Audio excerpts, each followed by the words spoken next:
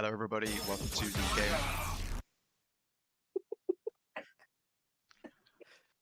We're going to start that again. That one again. Absolutely roll that back. Okay. Hello, everybody. Welcome to the Gamers Social Club Weekly News Podcast. We are recording on Thursday, the 14th of August, 2025.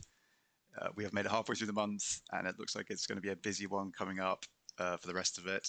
And yep, of course, I'm your host, as always, Harry, aka Neighbors Crayfish.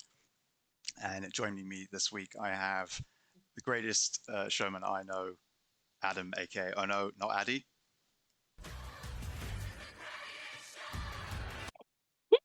How are you doing, buddy? I'm very well, thank you. Yes, busy old week so far.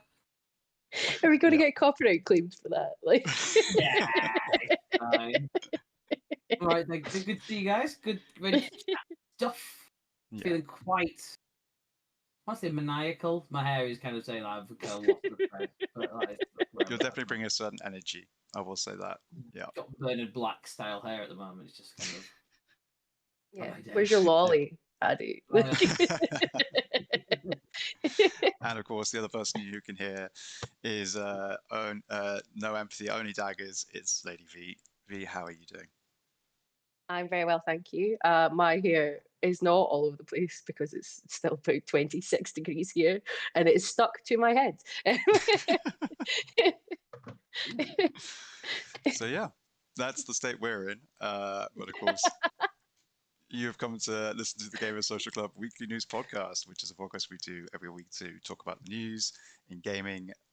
We are a couple of members of the crew over at the Gamers Social Club, which is a website that covers gaming and news, reviews, previews, editorials, guides, and interviews, and anything else we can think of. And you can find all that over on www.gamersocialclub.ca.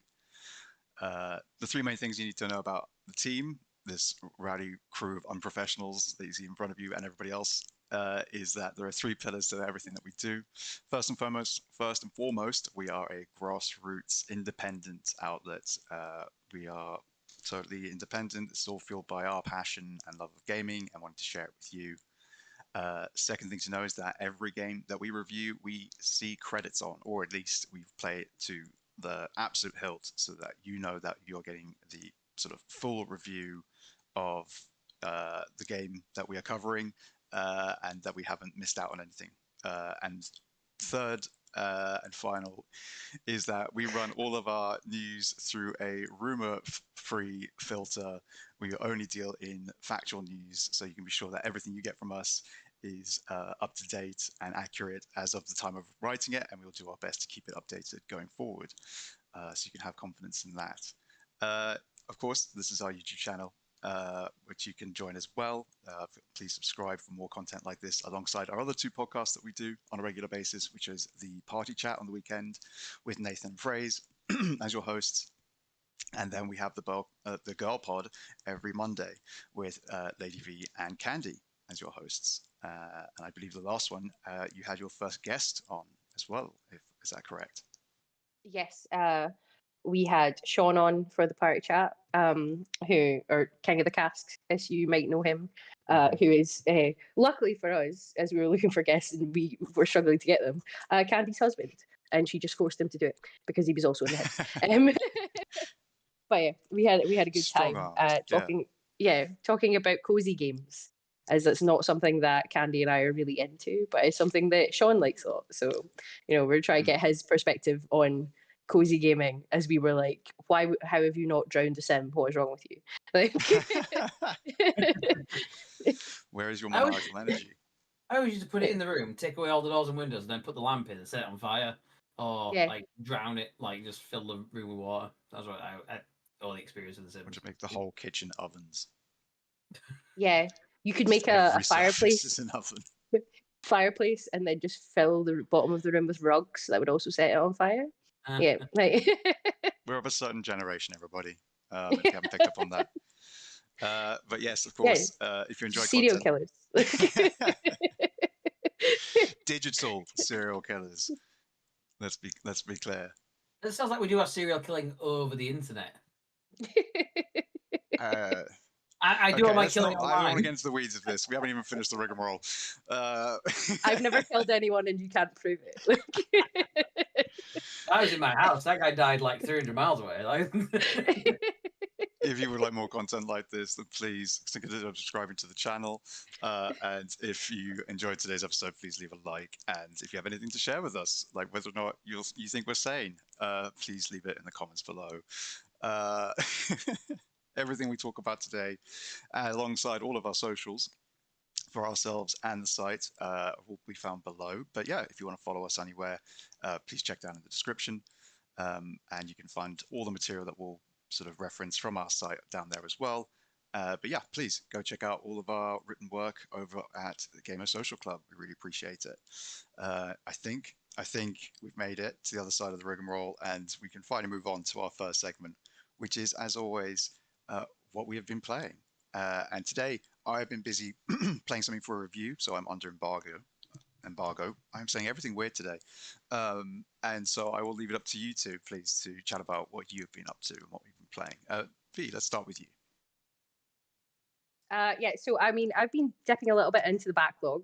I decided that I was going to have to eventually go back and finish The Force Unleashed on Sith Master difficulty. Nice. Oh. And I need everyone to know that that is the most janky, unbalanced difficulty in a video game that I've ever had the misfortune of finishing. Good grief. Like, what do you mean? Like, it took me at least an hour after I finished work today just to finish the final level, because it is so bad on the hardest difficulty. Like, there's one point you just drop into a room, you have to activate the grav lifts. If anyone's like played it, they'll know it's like the last mission on the Death Star. You have to activate the grav lift so you can go up to then fight Darth Vader and do the ending, etc., etc. And there's just two ATSTs in the room, and literally as soon as you start dropping down, they know you're there, and they will just melt your health bar in about 20 seconds. So the only way I think to get past it is just to like ignore them, do the force push on the thing that you have to do, and then jump into the left and hope for the best. Like, just like, no, like, I can't deal with this. Like, it's like, what do you mean? The final boss fight took me so long, and I refuse to believe that it is a skill issue. It is an issue with how badly balanced the difficulty is on that game, specifically on the hardest difficulty. I know it's the hardest difficulty. I get it. You don't have to come for me in the comments, but you go and do it in the year of our Lord 2025 and come back to me and tell me that that's not the jankiest thing you've ever seen in your entire life. Like, fair enough. Okay, the other game that I have been playing is a little puzzle game on Steam called Strange Jigsaws, and it is, as highlighted in the title, very strange. So you just load into the game. You are, once you start it, there's just lots of stuff on the screen that could be fitted together as jigsaw puzzles. And you can then power on a PC within the game to then go in and do more traditional jigsaws, but you can also activate a jigsaw time machine that then you have to scroll through all the jigsaws to do things to then figure out a puzzle that you can go back and do other things with.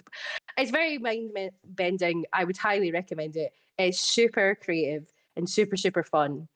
And I would recommend people try it out. I can't really describe it properly, but it is spectacular. Awesome. It's just really, really weird. And at a certain point, my brain is just like, I don't know what's happening here. Is this part of the puzzle? What am I doing here? What is this? Am I going to go to bed and find a jigsaw piece in my bed that will then help me solve the rest of this? But yeah, it's a really fun game. I would highly recommend it.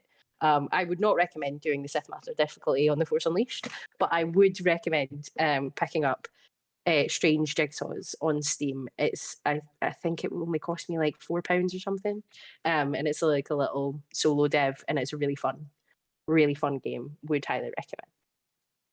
That does sound really good. I'm going to check out that Strange Jigsaws. That sounds right up my street. Sounds kind of Blueprints coded a little bit by the way you were describing it.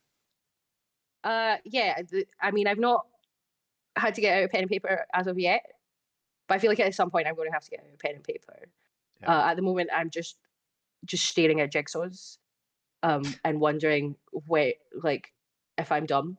And I think Blueprints definitely had me a lot of times just staring at the screen, going, "Am I dumb, or is the game difficult?" So yeah, yeah, it's good fun. There's a lot of really, really interesting little mechanics in it, and it's obviously not all traditional jigsaws, but it's You're just I shouting. could do it. Where are the corners? Where are the corners?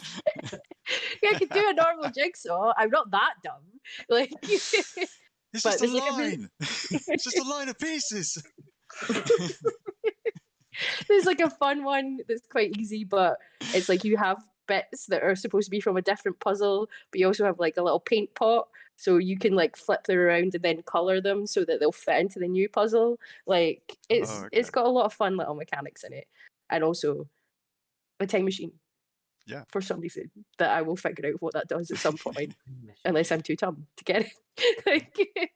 I imagine a day when these jigsaws weren't made. Wish we could go back in time. The world where these jigsaws weren't put together. God. It could be that. It could be that. There was just a big piece in the middle that said, "This piece is for illustration purposes only." And then I found a piece that I could put on it. And then it activated a time machine. I don't know what's going on. It's very fun. You're going to kill all the creative puzzles. Those jigsaws are strange. They are, and everyone should play it. It's a fun little game. It sounds brilliant. Sounds very strange, but brilliant. Right, Adam, what have you been up to then? Is it as strange as that? No, not at all. I have been playing, stuff. Yeah, pretty much exclusively actually, because busy over the weekend. But the time I had to play, I've been playing Mafia: The Old Country. Cue the music.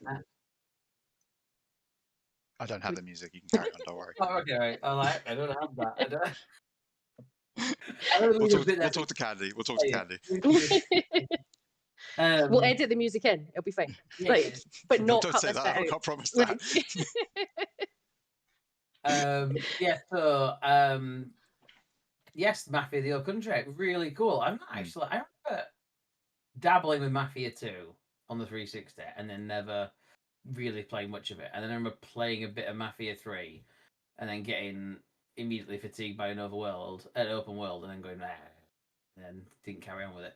But I was really intrigued and excited for this one because it just looked super fun, and it's obviously very narrative driven, and it looked ace. The graphics and kind of the way that they were telling the story, and the kind of it felt like this. It felt almost. I did think about, like, obviously because it's 2K, isn't it? So I felt like they must have borrowed from Rockstar, LA Noire and stuff like that, and like the facial technology and stuff from all that sort of stuff. It just feels really kind of naturally, really well made in terms of the narratives and the cutscenes and stuff. Really cool. Cinematic. Yeah, really cinematic. It's very fun. The music's ace. It's right. I knew the word. And just, the word you're looking for is cinematic. So V can't do jigsaws. I don't know words. So that's I can't say words properly. So we're all struggling here. Yeah. No. So I really enjoy it. So it's a story about this character called Enzo, and he's kind of like, he owes some money, and he's like a slave paying his debt sort of thing. To start off with, working in like a sulfur mine, and they're planning to escape and get out. They've been saving some money and paying so they could pay off the debt and then just escape and stuff. And then he ends up escaping, but like running away from the kind of family who was kind of running the mines, and he actually stumbles upon another family's land, hiding in the farm, the Tereses, and he's like, ah! And then because they came finding him and stumbled into the farm, they're like, no, you can't be on our land. We want this guy now. They're like, no, we want to kill him, and like you can't. It belongs to us now because he's on our land, and like, how dare you come on our land? Like, oh, sorry. So then you're like kind of in the family is like a farmhand type thing, just helping out and stuff, and it's kind of like it's similar kind of like the GTA stuff, with like the you rising through the family sort of thing, and that sort of thing by doing missions and stuff like that. But it's all feels it feels really organic and well made. Like you're going out to the local town to collect your kind of protection money and stuff like that, and everyone knows everybody, and it doesn't feel go here and pick up the box and take the box there and all that sort of stuff. It feels very there's a real crafted world, like they're already established families and stuff like that, and it feels really cool. It doesn't feel very segmented out. So that's really cool to see it evolve and see you progress in the family and stuff. And there's like a love interest with of course, the Don's daughter and all this sort of thing. And he's like, no, I must be true to the family. And like, no, but me. And he's like, no, I must be true to the family. And it's got a lot of mechanics in there. It's really fun. So like, you end up doing like a horse race. Their jockey gets like ill, he gets too drunk or something, and then like, oh, we need somebody to do it. He goes, I'll do it, Don Torisi, and he's like, oh, do you think you can ride? Like, yeah, I can do it. And then because it's not a special skill or anything, or there's like a height and weight requirement to be a jockey. Yeah. I mean, it's the kind of easy. Yeah. So he does that. He wins favor with the family and all this sort of stuff. And there's a lot of variety in the missions and stuff. And like, oh well, we need to catch this guy out, and we need to take a photo of him in a compromising position. He'll get us into this car race we want to do because there's loads of money to be won and this sort of stuff. It's just really cool. I really like it. It's really endearing. You want to see what happens next. And the world it's in Sicily is just beautiful. It's lovely. It's just like lovely to drive around, and it's very kind of sun-kissed, and there's it's really well made, I think. There's some weird stuff. Like, it's not weird, it's just that like my complete American world was they don't direct you to a key element of the game. And they do the same in this. Like, the free roam isn't in the game. Like, you play the story, and if you try and leave the story area, it goes go back to the story area. So you can't just go exploring. You know, like in GTA when you get distracted by a shiny thing and you go running off and you're like, oh shit, I meant to be saving the world. And like, oh sorry, I had to pick up 10 flowers or whatever. Not in GTA, just any open world. Yeah, I was going to say, that's definitely not the game you're doing that in. What GTA did you play? That's the one where you get the LSD. So, which is back in GTA world. No, but like the free roam, you have to go. Because they really like the cars in Mafia, you don't like all the different types of cars and stuff. And there's a thing on the main menu called Car Cyclopedia or something like that, and it's in your catalogue of all of your cars you can get. And in there, you select a car and you choose to drive it, and that's how you go into the free roam. Oh, interesting. Which is really odd, because it doesn't even tell you that that's what you do. You don't unlock it till chapter 3, but they just even tell you that that's a thing. It doesn't tell you that it's free roam. You just be looking at your cars, and then at the bottom it goes drive, and then you go, okay, let's drive that, and it puts you in the free roam mode, which is a bit odd. That is a bit strange. If there's no lead into that or like introduction. And the purpose of the free roam though is you can go explore, do the collectibles, and by getting the collectibles you unlock stuff. You can find like things that you can sell that are worth money. You can buy upgrades for that you use in the campaign. So you go explore, you find your I can't remember the call of the money. It's not lira, it's something else like a rare money. And then you exchange that for beads and medallions that give you like buffs in combat and stuff like that. So it's worth doing, and it's nice to drive around and see the kind of world they've crafted. But it's a bit random that they don't tell you that you can get the crafted world. Like it's just, but fair enough. But I haven't finished yet. I'm on chapter 7, I think. And it starts off the title of the chapter sort of like Discrecio or something like that, and it's like, oh, way up, something's kicking off. Just found out he's actually shit at horse racing because he's not a jockey. He's actually 6'5", and thus the horse is like, no, we don't do this. But yeah, really liking it. I know that we've done loads of like guides and stuff. Our review went up yesterday, I think, for a lot of guides, and I've got a few that I'm trying to work on that hopefully will be coming up soon to try to find all the collectibles and stuff. There's quite a few to find, but it's a lot of the ones I'm finding are these. They're called mystery foxes, and I don't know what they do yet. I just know that you have to find them, and there's 50 of them, and I've got quite a lot of them. But like, I don't know to what end, but like there's newspapers, and the newspapers give you like insight into the history and the lore and stuff. It's like the early 1900s, so it's really interesting to see. Oh, there's a guy in Antarctica. That's cool, isn't it? And like just stuff like that. So it's yeah, I really like it. It's good. It does sound really good. Like, and again, I've been, seeing stuff from other reviews and all that, and yeah, I haven't actually had any experience with the Mafia series. The one I played on I want to say it was the PS2, was the Godfather game. 360 and PS3. It was a PS3, yeah, which I loved. Yeah, I really enjoyed that. But you were talking about going collecting like the protection money and stuff like that. I remember that, like that immediately brought that back to me, going to the pretty kind of repeatable shops and like different fronts you were going to and things like that. But at the same time, like they definitely felt like a kind of early organic nature of like go and sort of go around, get some protection money, hustle some businesses, deal with some rival gang members, and then go on and do a mission for the family. Yeah. What I'll say is though that there isn't anything like, it's not like that. No. Yeah, it's those kind of protection money things is a mission.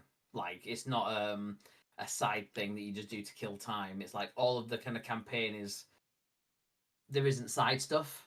It's all campaign stuff, and then your side stuff is your free roam stuff that you go explore and do stuff. And there isn't any side missions to be doing in that though. It's like just driving around, making jumps, and it's literally just free roam. Yeah. I get what you're saying. Yeah, but no, it does look really good. Hopefully, find time to get around to it. It goes on the backlog like so many other games. Thankfully, it's a much shorter game though. Like it is apparently, yeah. None of the missions feel very long. You can get it all done and dusted campaign wise in about 10 hours, from what people have been saying. So I'm a fair way through it, and I've not played it loads, but I've done a lot of exploring after that. But yeah, that's what it's well worth it. I think for the price it is. I think for what you're getting from it, I think it's pitched perfectly for what it is. Sweet. Yeah, I'll definitely have to check that out. And yeah, of course, check out all our guides and our review of the game over on the site. And again, I'll have links to some of that stuff below. Yeah, I think that's going to be what we've been playing. Oh. V can't do jigsaws. I can't say words. You can't talk about games. There we go. We all have one. Yeah. Is that just I'm not allowed to, or I can't? Like I'm just bad at it. Let's go with both. Let's okay. That's going to be really helpful when we eventually go on to do what we're doing, not this coming weekend, but the following weekend. But before we get to that, we're going to move into what would normally be our news segment. And we're sort of still doing news, but it's got a slightly different twist on it. Last week, we did something a bit different, talking about review keys and that sort of whole experience and process and the different angles and perspectives you deal with.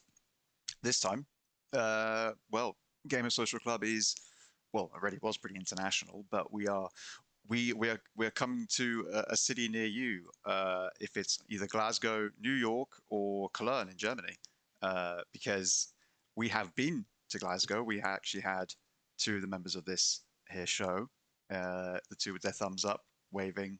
That would be V and Adam, in case for you listeners out there. Went up to the Glasgow Indie Games Fest last weekend. Last weekend. And I would like to clarify that Addy came up to Glasgow Indie Games Fest, but because I am from the actual north of the country, I went down to Glasgow. Right. I apologise. I apologise. All right. I went further north. She went sideways. Was there? No, Glasgow is below where I am. I'm in the central belt. Like. Okay. Yep. And so we'd love to obviously hear some more about that, but also just to mention as well that we are also going to be going to be in New York City with one of our other members of the team, Sean, who was on Girl Pod, aka King of the Cask. Is going to be at Play NYC, which is going from the 22nd to the 24th of August. And if I remember you telling me correctly, it's sort of another opportunity, sort of highlighting indie devs in particular, smaller developers and publishers. And yeah, Sean will be there. Hopefully he has a great time, and we'll see what he comes back with from that. And then Lady V and myself are going to be going to Gamescom on the same weekend. We're going to be there from the Friday to the Sunday. So again, the 22nd to the 24th. which is going to be really exciting. So yeah, who knows? Maybe we'll bump into somebody who recognizes the show, or maybe a member of the Discord, which again you can also join, and that will also be down in the description below. But yeah, we're going to talk about all about that. So let's start at the beginning with you guys going to Glasgow Indie Game Fest. Who wants to take the lead? Who's going to give their experience first? You guys can just share. Go ahead. Yeah, it was a fantastic. So Glasgow Indie Games Fest. This is the second year. I think they said that it was like the proper event. And last year they had 30 games had applied to be shown there. And then this year, you're going to have to get me right on the numbers. But it was something like over 170 had applied to be shown this year. So it's like really getting bigger and bigger year on year. We were lucky enough. Oh, absolutely. Yeah, it was like just, there were so many people there. There was people that had been there the year before. Some of the devs. We were lucky enough to be invited to the VIP launch party at a lovely little bar in Glasgow called Lucky Strike, where we had some Vampire Survivors themed cocktails and listened to some live video game music that was very exciting. A band called the GGs played some bangers. My personal favourite being Hell March from Command & Conquer Red Alert, which I was not expecting, and then spent the rest of the weekend messaging my dad about Command & Conquer, which I'm sure he was very pleased about. But yeah, we spoke to a lot of devs at the launch party, had some beers, reconnected with a man from London Games Fest, who Ari had robbed. But you know, we made it up to him by buying him a beer this time round at the bar. So props to Graham for being sound about the fact that Maddie had robbed him. I will follow you throughout your career forever. And then obviously the next day we got to go and play loads of the games that were there, which was really, really fun. My personal favourite was a game called Skull Horde. Skull Heroes. It's called Skull Horde. You know it's called Skull Horde. You just keep getting the name of it wrong. Convinced. He's like, no. Which is like it's like a little idol, like, well, not idol, but it's almost Vampire Survivory in the fact that you have a special attack that you can trigger, but in order to, but most of the time you're just walking around the dungeon, but you build up like a little horde of troops around you to protect you because you're a little floating skull. So yeah, Skull Horde. It makes sense. But you know, you like select other ones, and then if you have enough of them, then they'll get promoted to be like a veteran, and they get better skills and stuff. And it was just like the art was great, the music was great, and just the whole gameplay experience was really, really good fun. So yeah, I think that was my favorite of the weekend. There were so many great games there, though. We did play the long-awaited sequel to Pool 2. Which won the game of the yeah. Wow. Okay. And so it's getting serious here. Yeah, Felix, the developer of it, was someone that we had befriended the night before. So yeah, we were very happy for him to win that. Lovely. And we went to some good talks about game design and world building specifically from another one of the friends that we made over the weekend called Stanley. Who made a game called, and I'm going to have to look it up because it's a very long name. The Shaman, the Outsider, and the Diet of Worms. Yes, yeah, there you go. But wow, that sounds great. Yeah. I love that title. Yeah, it was about it. Well, it's more of a like you. It's about the game. The game essentially is like an exercise in world building. So it's like there's an artifact in a museum, which is this book called The Diet of Worms, and then you have to like go through it on like the Wikipedia page and stuff like that and look at the edit history and things to try and maybe see if this is actually what happened or not. So cool. Yeah, it was very interesting, and his talk was very interesting and stuff like that as well. It's like But collectively building the narrative around what this book is about, isn't it? That was the idea. Yeah, That's like really so people interesting. discuss it and they then come back and they're like, oh, I think it's about this, and like a different way of telling a story where there's no real answers given. So it's open to interpretation. But yeah, those I think those some of the highlights. It was a very, very fun day. I had a very good burger, but the bun was inside out. Addy had a salt and chili chicken pizza that he was not convinced was going to be a pizza, even though I said it definitely would be. Salt and chili chicken, lasagna, and then some like other random like normal food. It's like, oh yeah, they're all pizzas. You were in Glasgow. Like, this is what it. Yeah. But yeah, I don't know, what were your highlights of the games that we saw? Well, I really like Skullhard as well. That was really cool. Ball X Pit was super fun. The Devolver digital game. Devolver digital game. Yeah, that's super fun. It's cool because you're this little guy firing balls. There's bounty, like it's like a narrow tunnel, and the enemies are kind of coming towards you. And you've got to take them out with the balls, and it's very sort of Space Invaders, Brick Breaker kind of coded. Yeah, but there's like you power up and you level up and you kind of get different abilities, and you'll get balls that freeze enemies or that ricochet more, or they pass through multiple rows of enemies and stuff like that. And if the enemies get to where you are, they'll start attacking you. If you get too close to them, they'll attack you. So you've got to prioritize who you're killing, and some take more hits than others. And there's like bosses halfway through, and it was really cool. It's quite like I could see it being really addictive to play. Like just keep wanting to let's have another run, sort of thing. And it is mad.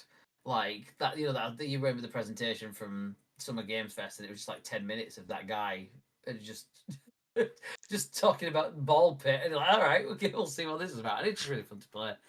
So that was good. I like that.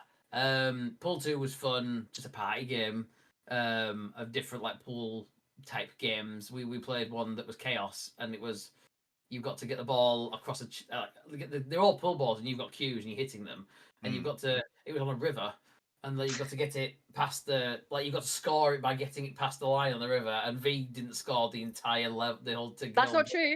I got one at the end. Like I was robbed because I won, and this guy, because the ball bounced. Basically, the last person to touch the ball, it counts as yours. The black ball. So if you got to put all your coloured balls and then the black ball, and if you cleanly hit it, you get the point. But if someone just clips it, it goes to them, and that's what happened. And player 3, prick next to me, he got it. And I'm like, come on, I wasn't that. I think there's a bug. You gotta report this. There's a bug in your game. Yeah.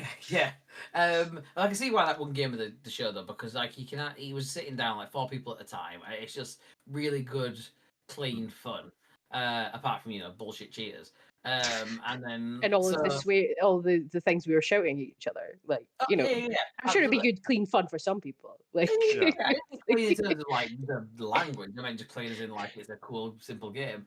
It's a Peggy 3 rating. That was great. We saw a Dreamcast game. There was a game out this year for the Dreamcast. Harlequest, I believe it was called.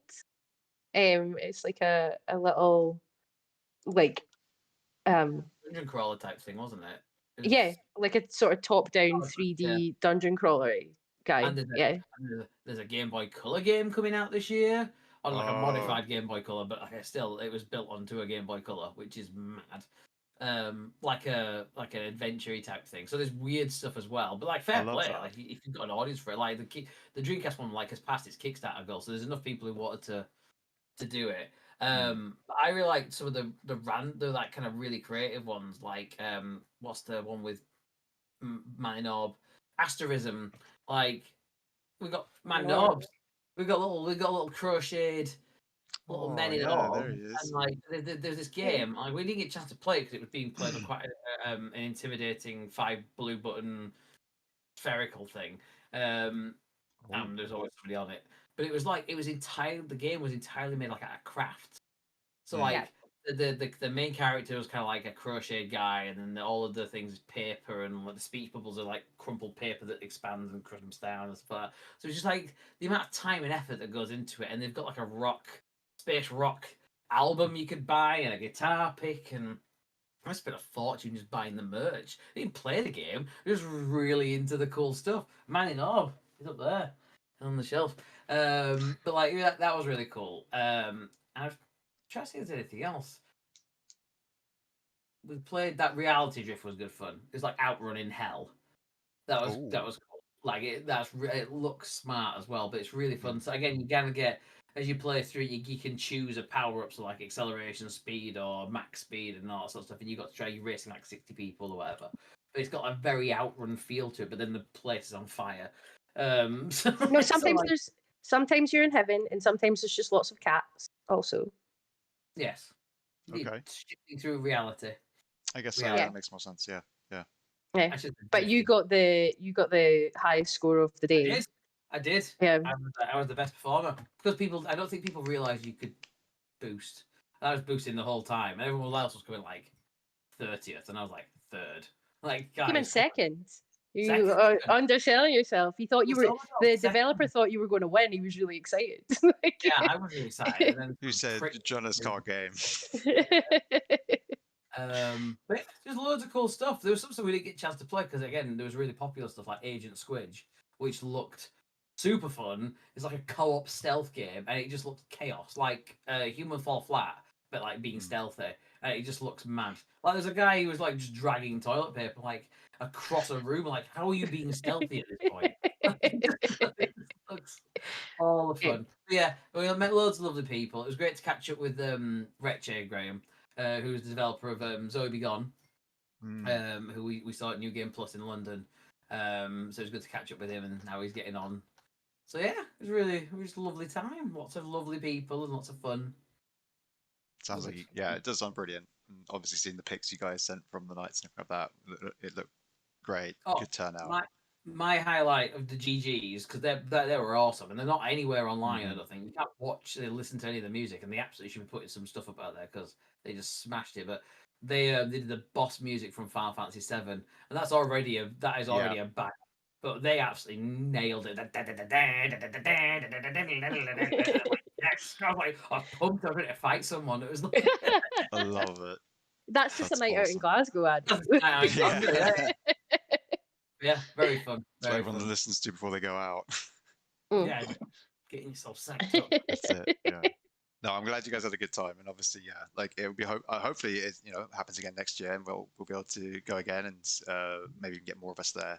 But yeah, it does sound like it's a growing kind of institution now, which is great, and great to meet more devs and try out more games, and like you were saying with the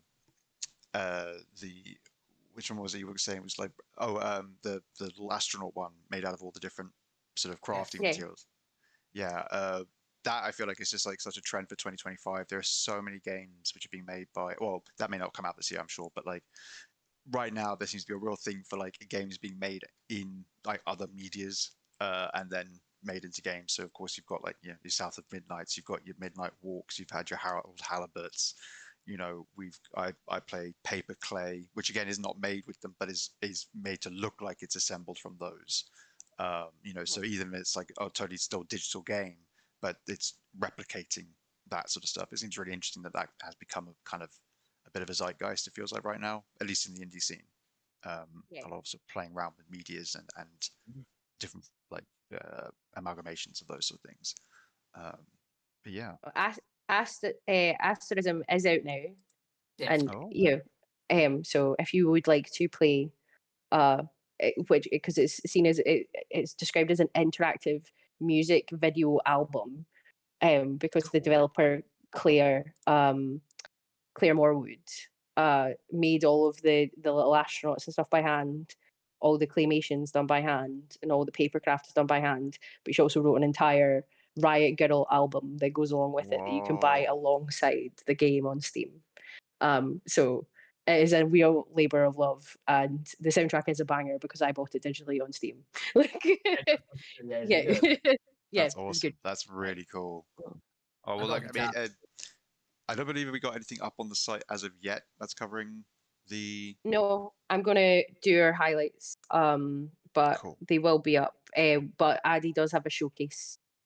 So it's like a list of all the games that were shown off at the launch party. Brilliant. With all Yes. the trailers and stuff like that people can go and see. Fantastic. That is there. Yeah, that's already up there. And we'll make sure that's in the description as well for you guys, so you can check out all of those games because there's a lot there that sound like they'd be really, really fun to try and check out if possible. And yeah, it doesn't stop there. That is, of course, what we've done in the last weekend. In the coming weeks, we are going to be in 2 different locations. We're going to have Sean over in New York for Play NYC, as we said, and we'll see what he brings back from that. And you have Lady V and myself going to Gamescom. And we've been busy in the background getting appointments to see all manner of things and try and plan ourselves as best we can for this, because this is the first time going as a press, I guess, to a big event like this. You guys were press, obviously, at the Glasgow Indie Game Fest, and were we press at New Game Plus? I was press at New Game Plus That's because I right, you applied were. for it, but I don't think the rest of you guys had No, applied. we But were yeah, we were lowly visitors. but now we know we can apply for these things, because That's we're right. doing a good job. Like, Supposedly so, yes. So yeah, there you go, people. Check out the site. We're doing a good job. People are inviting us to things and think we're press, which is exactly what we are. Shh. we're very professional press people. Yeah, exactly. We started. We arrived and we had a pint. At the... I think he did it There was a bar. You networked. Found the bar, and then we networked. That's it. The there bar you was go. right there. I think Yeah. 3 pints of networking, please. That's a good name. Also responsibly. Please drink responsibly. Yeah, please network responsibly. Like... I like that. That's fun. That's fun. I like that. But yes, so we are going to be going to Gamescom in Cologne, which will be our first time there. And because we are going as press this time around, next year we will be going as press by default, which is quite fun. But hopefully we can then get Adam maybe to join us in 2026, which would be great. But yeah, so we're going to be going to quite a few new events. We're going to try and get to as many as we can. It's tough. We're doing it on our own dime. But we recognize that, in order to kind of get exciting scoops and get our hands on things early, so we can give you our impressions and tell you as much as we can about the game, we've got to try and get out there and do what we can. What's with the face? What? Do you know what an exciting scoop would be right now? What? A rum raisin. Oh, I love rum right now. Yeah, I agree. You're right. What can I say? He's fucking ridiculous. Oh, dear me.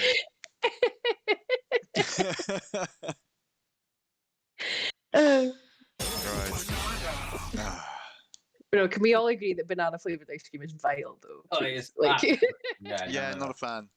Banana flavored anything is rubbish because they just do a banana probably. Yeah, I don't like anything banana flavored. You can argue about that in the comments if you want. It's bad. It's bad, and if you like it, you're bad. Get in the comments about banana flavored foods. If you like banana flavored things, you are morally wrong, and I will stand by that statement. There you go. You heard it here first. But yeah, obviously we will try and see as much as we can whilst we're there within reason, and cover as much as we can. So we will get back to you with that in the weeks to come, into early September, after people, and maybe get a little bit out by the end of August. But yeah, there'll be quite a lot coming from us in the forthcoming weeks, and that's alongside the sort of releases ramping up. It's event season and releases season fast approaching, it feels like. We're transitioning out of showcase season. Or are we? Dum. Well, yeah, while we were doing a lot of coverage at Gamescom, and being very professional and not just being at the bar, Addy will be here, presumably covering all of the showcases that are also going on throughout Gamescom for Gamescom. That's right.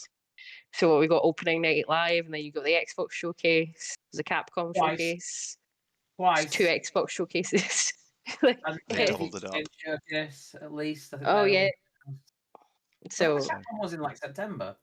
oh, it might be. I don't know. People write Eh. things that are coming up, and I definitely pay attention Yeah. all the time. And to be fair, I have been trying to book in to see other things at Gamescom, like the after party on the Friday night. So That's right. like We're in. yeah, but yeah, there was obviously an opening showcase for Glasgow Indie Game Fest. Which I think actually for Glasgow Indie Game Fest was fine. It was about 20 minutes while we all enjoyed some delicious cocktails. Yes. And it was very nice as part of the VIP launch event. Yeah. I do not know how long opening night live is. My impression's probably too long. Alien, it needs about 3 hours to massage his ego, doesn't it? Yes, correct. Wow. But yeah, as like part of our last little news segment, Andy's got some thoughts about showcases, and he's written an article about it, and we're going to talk about that. Like, I was going to try and segue a little bit. You sorry, saw a segue and like consciously avoided it. I don't care. I don't give a fuck. 2 hours opening that live last year. It was 2 hours. 2 hours. Which is Was not it as bad as last the year? Game Awards. Okay, right. Does that include? Because obviously the Game Awards has like the pre-show. Is there a pre-opening night live show? Probably. There's probably like a pre-show and like some other nonsense. Yeah. There's a lot of showcases coming up. It suddenly happened. They've all sprung up. So yeah, Adam, of course, then has written an article about this, which is up now on the site. Why don't you give us some of the little factoids from it that you gathered for your research, Adam, and maybe give us a little bit of a summary of your feelings and thoughts. Okay, right, yeah, okay. Right. So, the article titled, "Can we stop with all the showcases?" I almost put the word fucking in, but I thought that's probably not for a title. But it would emphasize frustration. The idea came off the back of Summer Game Fest, because Summer Game Fest was insane. Like the Summer Game Fest replaced E3 unofficially, let's face it, but like it filled the void that E3, died eventually into. And they're like, and they said, okay, well, Xbox Showcase still existed. Summer Game Fest became the thing that was whatever the general showcase was in E3. I can't even remember. It's so long ago now. You'll be gone forever soon because you'll be out of our memories. Sorry, E3. But like, it's just become like the 2 weeks around that time has just become an absolute free for all for showcases. Like the official Summer Game Fest lineup has got like 16 showcases on it. And then, but overall, because people are trying to get around the hype around Summer Game Fest, and like people are watching showcases, let's do showcases. In like the 2 weeks, like up to and then just afterwards, there was 28 showcases. I don't know, like one of them was 10 minutes, which is the Devolver one. Fair enough, it had one game in it. Can't argue with that. Like, Everyone be like Devolver. It was 10 minutes. But there was one, I didn't watch it, we covered majority of them. There was one we definitely didn't cover, which was the big indie games super showcase extra mega. The best indie games showcase, yeah. It was 4 hours and 20 minutes, and it had 245 games in it. It is obscene. It is obscene. Who is watching that all the way through and going, oh yeah, I couldn't have been playing a game in that time. What the fuck are you doing? Like I love a showcase. Like, I love chatting. I wonder what we'll see. I wonder what Xbox will show, and if we're going to get some reveals. I'd love to see Bioshock 4 or Dishonored 3 or whatever else it's going to be. That's great. I love that. But when it's just everything. People always watch the Sony one. People always watch the Xbox one, and people watch Summer Game Fest because it's got the buy-in, it's got the brand, it's got the Game Awards behind it. People watch, that's the big show, right? And if you look at the stats, I did all of the stats on all of the showcases, including how many views they had and how long they were and how many games they showed. So if you're interested in seeing all of them, you can look at them. I'm not going about to read them off because that would be boring as fuck. But like you two are interested in the rantings of a madman. Hey, you all read it, and he was a good. You said it was a good article. So, like, so for we did just sign off on his ramblings. You did. So I love stats. I love stats though. Like, exactly. Stats. Summer Game Fest, probably the headline act, obviously, because that's like the name of the thing. Summer Game Fest had 58 games in it, and it was 3 hours and 25 minutes. But it had over 8.5 million views. So like people are watching it. Like what are the people? It doesn't tell me like. Obviously, I don't have the metrics of did they watch all of it? Did they scroll past the pre-show and all? Because obviously that time has got the pre-show in it and stuff like. Because it's just that's the length of the YouTube video. Yeah. Similarly, the Xbox One. Where is it? There it is. It's Data Odyssey. I couldn't remember when it was. So the Xbox One had 31 games shown. It was an hour and 58 minutes and had over 3.9 million views. Again, great. Loads of stuff. So again, Sony's 23 games shown in the State of Play, 55 minutes, over 3 million views. Great. Like, good numbers, right? Yeah. But then, I mean, your 4-hour nonsense had 35,000 views, to over 35,000 views. You know, Frosty Game Showcase, which is a showcase about devs from Australia, New Zealand, that kind of stuff, that kind of coming from that cultural area, and it had 54 games shown in 50 minutes. 54 games in 50 minutes. Yeah, that's too many games in that many minutes. Yeah, like, that's crazy.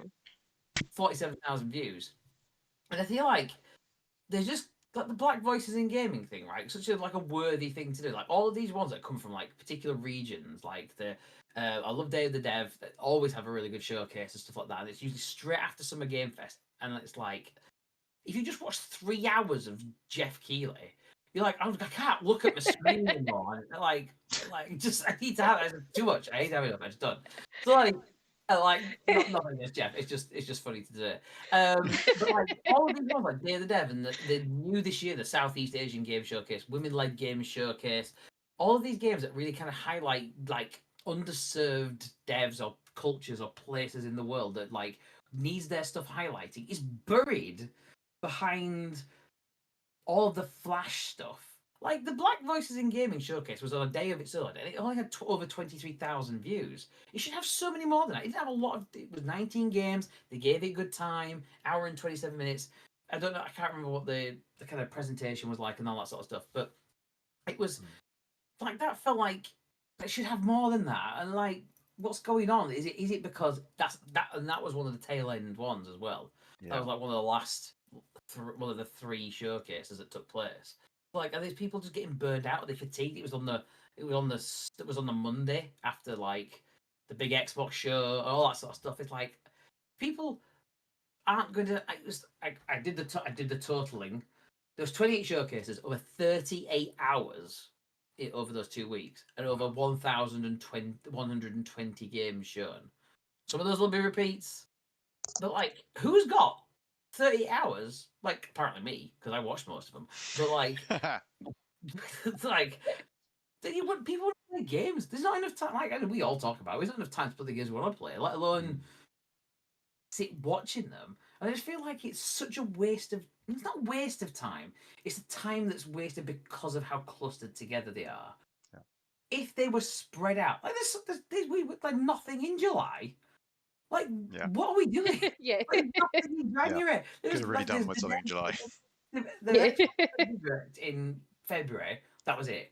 Oh, there was a State of Play thing. But, like, spread the things out. Like, there's months dedicated to, like, Black History Month.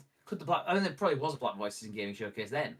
But, like, spread them out. Yeah. Make, like, check in again, but not all at the same time. It feels ridiculous. And like in the article I talk about some of the kind of problems with this, like repetition. Like apparently we learned from one of the devs we spoke to at like Glasgow Indie Game Fest is that there's no kind of real coordination. Like what you do as a dev is you apply to all of the showcases you might have a chance of being in. Yeah. And then they decide whether you go in it or not. But then they're not going, oh, well, that's in that, so we'll put it in that, or in that. So just go, that's why you see games that appear multiple times. But, like, if I put an idea forward that if we like someone like Jeff Keighley, who's got the power, like the brand power and the ability and the influence of the Game Awards and Summer Game Fest, so that if he just took over like a program that basically highlighted a game a day, excluding holidays.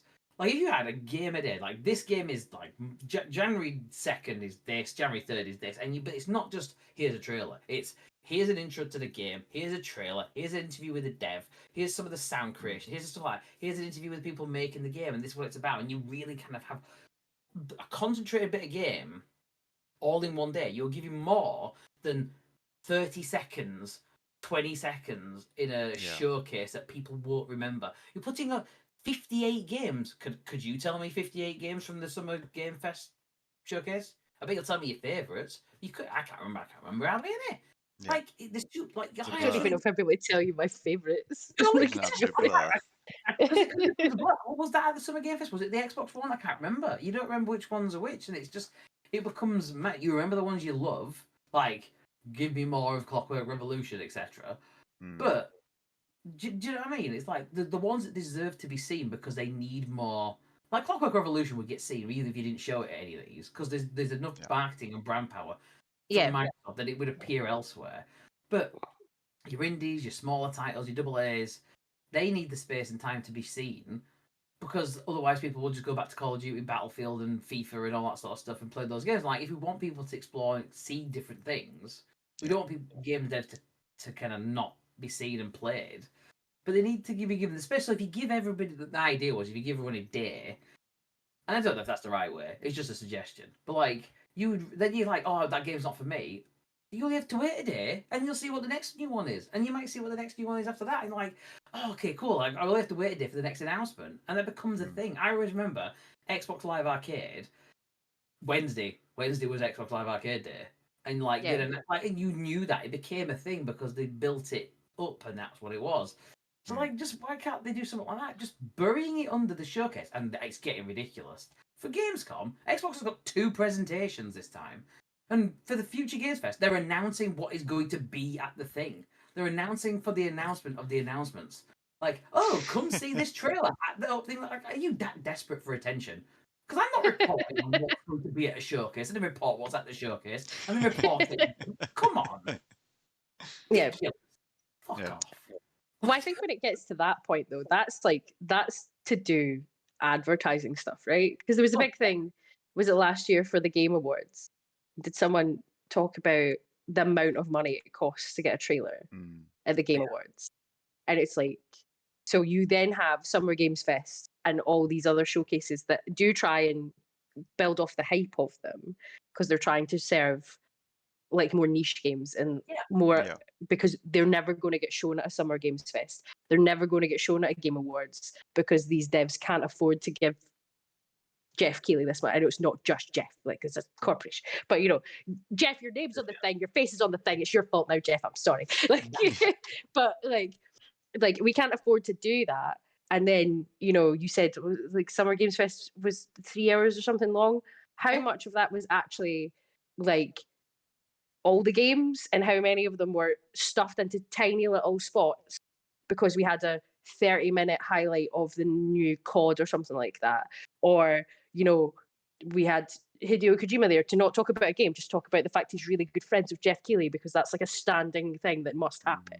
Like him, or how much of it was like esports advertisements, or like what happens at the Game Awards when they're, you know, it's like gacha games, or things that are just like so clearly like crypto or AI, like just scams, but they'll pay the money. And then it's like no one's vetted them. Because there's that weird little cat game that was at the Game Awards last year. There's like all the cats are clearly made of AI.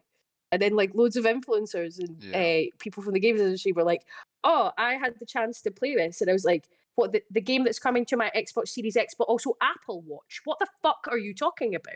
Like this is clearly a scam, but the company that has made it has got enough money to pay for like a 5-minute slot at the Game Awards, whereas the rest of these little indie titles and stuff like that are like shoved into a 1 minute montage. Yeah, Fuck the Like, montages, man. wild. Montages. Like, it's awful. mm, Like, Yeah. if you're gonna do a montage, give each game a bit of time so you can read more than the title of the game before it fucks off. Like, I need to see what the game is. Give me 3 seconds of any game. It does not sell me a game. And how much would that dev have had to pay to be in that 3 seconds to be present? The one that Nintendo Switch 2 Direct in April was horrendous. oh yeah, no, All absolutely was. over the place, and also that montage sucked. Yeah. Montages, I think, just should best be avoided. I think in future when it comes to these sort of things, or if they're going to be done, you need to have it so it's a certain length, but fewer titles, so each one can be given enough time to be seen.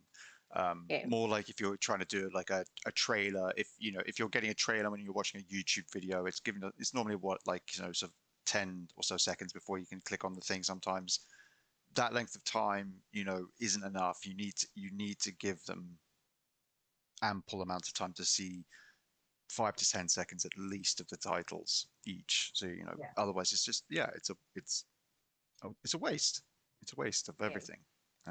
The future game showcase, because that was one of the very few ones that I covered during showcase season.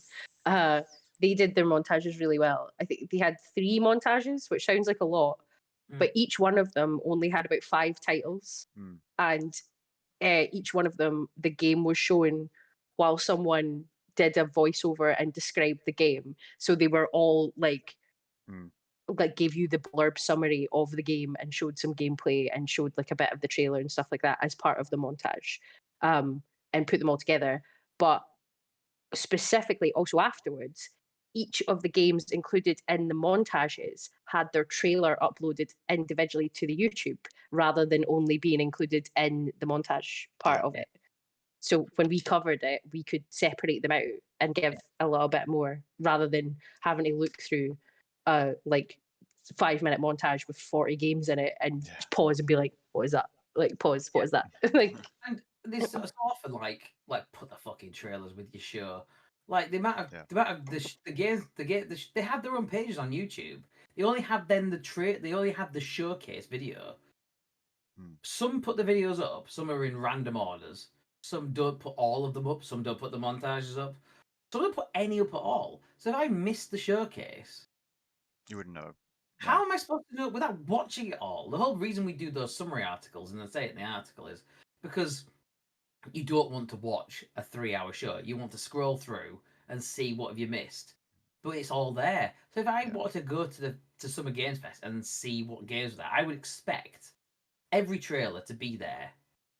Yeah. And they're not always there. Or the montages are there. And like, well, how are you supposed to keep up with stuff if you're not even doing the admin around it? Very nice.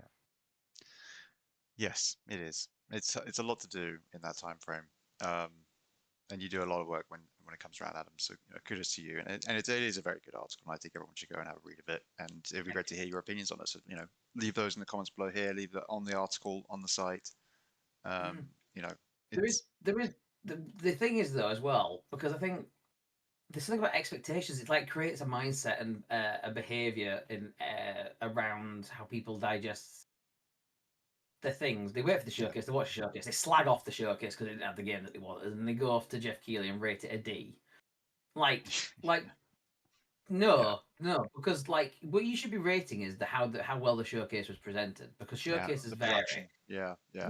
Like some are really good, some are like got a real good, but like I really like the developer directs that the Xbox do. You see, they show a lot of the game, you chat to the devs, so you learn about where they're coming from, why they've made this decision, that sort of stuff, and you get it. It's not overly long. There's 5 games or whatever, 4 and there's Shadow Drop or whatever. It's fine. Nintendo Directs are really to the point. They set expectations really well. Sony's been getting better at that as well. But then I know we've got some quotes in the article, and because we asked some of the community about what they thought, and like candid, like highlighted it, and I thought the same. Like the PC gaming showcase just spent too long just chatting nonsense in between every game. It's like you could half the time of the show by just talking less. Like just stop being cringe. You aren't the people we want to hear from, Jeff. Like we want to hear from the developers. Like we know you like the Muppets. The Muppets didn't need to be there. Stop it. Like, but like that sort of stuff. But then people go like, "How was it?" And like, well, it's rubbish. Yeah. But you're not separating out oh, I didn't like any of the games, so it wasn't very good for me. That doesn't mean it was terrible for everybody else. But you'll still rank it with everybody else who thought it was ace. Fine, because that should balance out. But if people are saying, oh, it wasn't presented well, I'll still give it a D. But like people think, oh, the games are shit or whatever else. Like, well, no, because like the two different things you're scoring. You're scoring the games you saw, and you're scoring how well it was presented. And you don't get that from A, B, C, or D. Just tick the box. Because I don't think we should be scoring it by the games, because everything's subjective around the games. It's like what works. What do you like? Everyone likes different stuff. Was it presented well? Was it too long? Etc. Did Hideo Kojima appear again? Like, which is fine. Is he talking about anything? I just know he's here because he was in the neighborhood. Like, Yeah, that's yeah. They found him He's outside. here so that we all know that he's Jeff Keighley's best friend.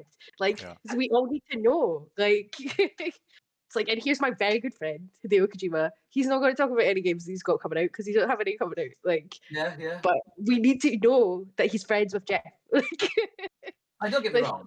Don't get me wrong. All of the showcases, I don't think all the ones I've watched this year, there's nothing been as cringy as like some of the E3 shows back in the day. Oh, Like, there's not been like those level of, oh my god, what am I watching here? Like, why have you got this celebrity up on stage talking about video games that they clearly didn't even know existed until like an hour ago? Why have you got wait, no, but was it last year or was it the year before the Game Awards? Did they have Al Pacino? Yeah, they had Al Pacino once before, not last year. Yeah, but that was very like, and then last year did we have Timothée Chalamet? Was that last year? Yeah, Timothée The Game Awards Chalamet. started getting pretty fucking cringy with the people that it brings on to talk about stuff that have nothing to do with the games industry. Whilst also saying, please wrap it up to the devs and the people that have actually worked on the games, because we've actually asked Bradley Cooper to come out to tell us about a game that he's doing a voice in, that I've not heard of since, and I'm convinced isn't even fucking coming out. Like, so less of that, please. That's it. Jeff. Keanu Reeves, aren't they? Because that went so well. Like, oh, we can get that over and over again. Like, no, you can't. Yeah. What V just said Keanu Reeves is like, actually, people like him. Like, not that I've got anything against Bradley Cooper. But... What you just said, though, V, is the thing I kind of want to finish on with this, so that we can wrap it up and move on to a slightly different version of what we are looking forward to, which is that when it comes to like announcements at this coming showcase for Xbox, and I don't know if this is going to be a slightly hot take or not, but I feel that with everything that's just happened at Xbox over the last few months with the layoffs and the cancellations and the closures and things like that, and the restructuring of everything, I think there is going to be an attitude where by anything shown off by Xbox, whether it's at Gamescom or going forward, at least for a while, that is new and exciting, but otherwise is just like CGI trailer. I don't think anybody's going to believe that game exists, like in any real way going forward for quite some time. I think there's a decent amount of like sort of trust that's been lost over the cancellation of Contraband, the cancellation of Everwild, the cancellation of Perfect Dark, the removing of funding from, because that's why Contraband got stopped. Obviously, was the removal of support for that, the removal of support for the Romero Games game. Like, it just feels as if I think anything that they announce now that isn't like, this is like real gameplay, and we're now going to give you like dates of like when it's going to be released and all this sort of stuff. I don't think anybody's going to take much of what they say seriously. Yeah, I think it'll probably be very similar for the Sony one if they focus on first party, because they've been pretty good in the last few state of plays that's mostly been focused around third party, because they have also cancelled basically every game that they had in development over the past 2 years. like so it's a bit like when we are looking at what happened to the big people from E3. Like, am I taking stuff that's mentioned at an Ubisoft showcase seriously? Probably not. Am I taking something that's at a Sony or an Xbox One? Probably not. I know Nintendo, if they say that a game's going to come out, it's probably going to come out. Like, but yeah, like, yeah, there is probably going to be a lot of skepticism around a lot of the big studios at Gamescom. Or not just skepticism, but just like, stop showing us like CGI trailers for games that are supposed to come out sometime.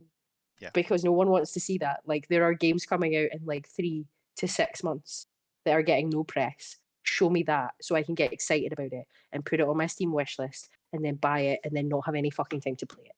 Please do that. That was my feeling on that. How do you think, Adam? Maybe I'm being a bit cynical, but I think like the majority, like that is what you've said though, is how people should be feeling. I agree. Yeah. I think they're dazzled by the flashiness of the showcases and the new trailers and the shiny, and they forget all that happened yesterday, let alone 6 weeks ago or whatever. It ain't right, but I do feel like there's a lot of fickle people, and a lot of people like the general public. The more like the people who aren't on Twitter and Facebook and all that sort of stuff in the gaming circles, they aren't paying attention to this stuff. They just see they see the trailers, they see the cool thing. They don't know what's going on behind. They don't know that Microsoft sacked 9,000 people and cancelled loads of games and shit. They'll see the cancel like, oh, that's a shame. I don't really think about it, and then they'll just wait for the next showcase. Oh, look, shiny new trailer, and like, well, that comes out. Like, they won't be like, oh, I don't know about that, and like the cynicism that should come to this, because we should be holding these companies to account. Like, you cancel 12 of your games. Maybe we need some good faith here. You've sacked loads of people. Maybe we need some good faith here. Yeah. You going Nintendo, you're doing it right. Like, just. But Mario Kart World is not worth the price. Like, absolutely not. But DK Bonanza selling their games. But yes, give me Bonanza type stuff, and yeah, I'm a happy boy. There we go. Yeah. We will get copyright claimed for that. That's a Nintendo. They're cool. Nintendo are cool. We know that. Yeah, Nintendo are really good about copyright. Absolutely. Please don't sue us, Nintendo. Please don't sue us, Nintendo. We can't watch porn.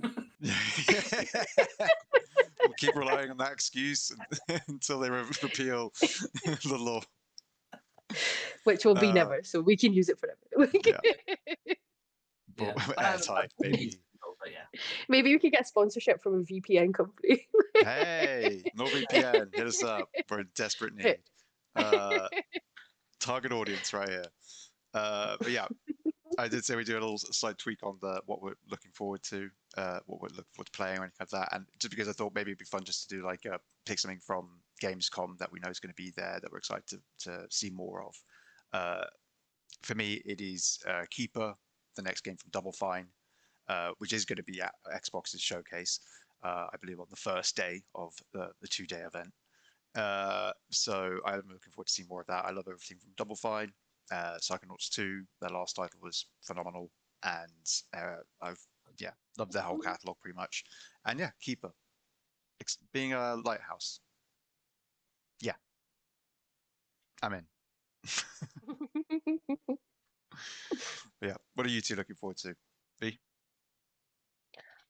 So I mean, I will have to, just to prove it exists, go and play Silksong at Gamescom, because it's confirmed it's going to be there.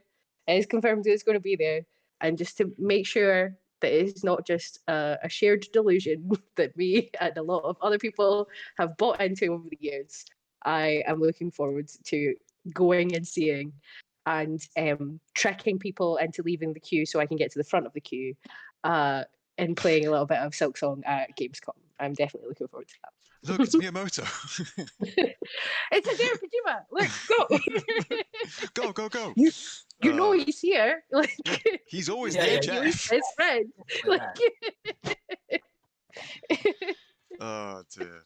But yes, that'd be helpful. That would be grand if you could do that. Cover Silksong for us. That'd be great.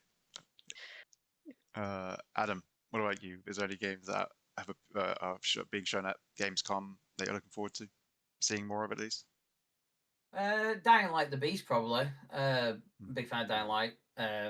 So I haven't really played much 2 actually, because I get quite involved with them. The first one was amazing. To bring Kyle Crane back for the Beast, I'm looking forward to that. So that's gonna be good.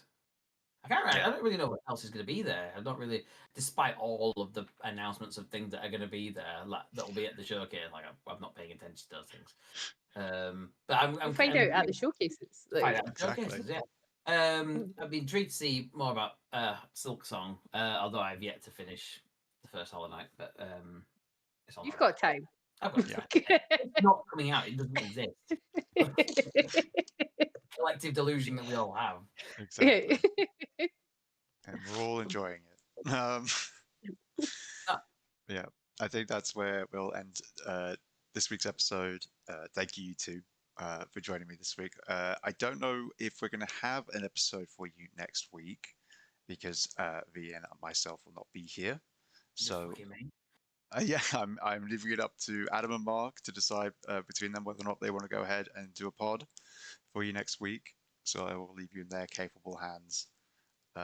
Mark's done once. We know that he can do it. Maybe we'll let Adam have a go at it and see what he can do. Oh, could you imagine? Could you imagine that chaos? The soundboard wouldn't stop. It just steals on all the time.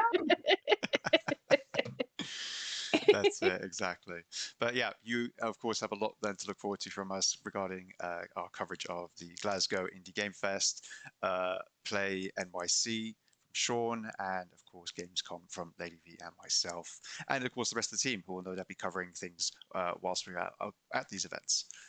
So yeah, please go and check out the site for all of that coming in the future. Please look down in the description below for all of the things that we reference as far as the things we've written already, including Adam's article all about the showcases.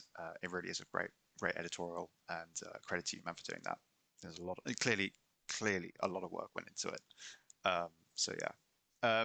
But yeah, otherwise, if you enjoyed today's episode, please leave a like. If you have anything you'd like to share with us, again, back to all the numerous questions that we put to you during the episode and answer one of those in the comments below. We'd love to hear from you. And yeah, if you want to enjoy more content like this, please subscribe to the channel. All our socials are below for the site for us as creators and all the rest of it, and journalists. So yeah, check all that out. And yeah, I think that's we'll leave it off. So yeah, thanks again, everybody. Take care of yourselves, take care of each other, play some great games, and we will see you next time. Bye-bye.